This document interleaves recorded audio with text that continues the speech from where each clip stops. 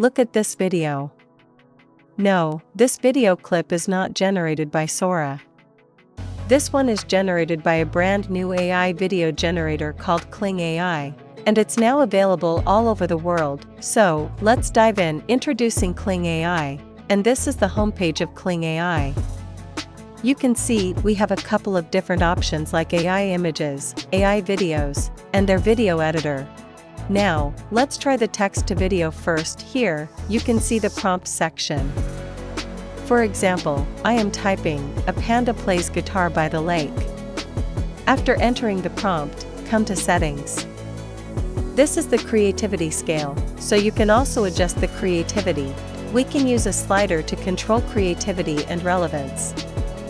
The higher the slider is, the more the video follows a prompt, and the closer the slider is to creativity, the more freedom the video generator has to create what it wants.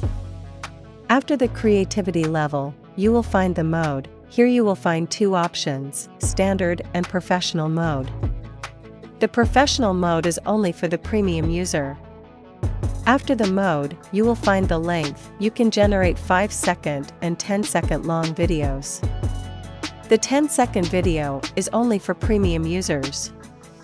Next, the frame ratio or aspect ratio. Even further, we have the camera control, so if you want to use any camera controls like the horizontal, vertical, zoom in, pan effect, or rolling effect, it all depends on you.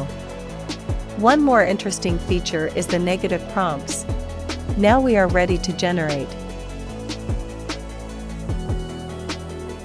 This is the output video.